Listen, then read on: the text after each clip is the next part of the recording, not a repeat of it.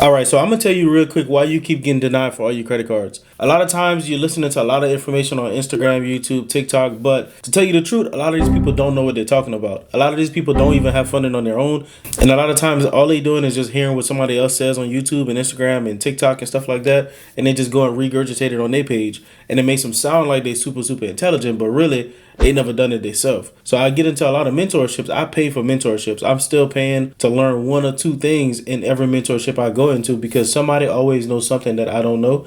But when I get into these mentorships, even the teachers sometimes, you can tell that there's some things that they're teaching that they don't actually do. And some of them even tell you, I'm going to teach you this, but I don't do it. And me personally, I want to learn from somebody who knows what they're talking about. I want to learn from somebody who knows what they're doing because they done did it before, somebody who has the experience in doing it. And a lot of times, that's the reason why you're getting denied. You're using this information from somebody else online who don't know what they're talking about. So when you go and apply, you wonder why you're getting denied is because you're going off of information that don't really work. They telling you something that they heard from somebody else, who they heard from somebody else, who that person heard from somebody else, and all of this stuff is just misconstrued and it's not the truth.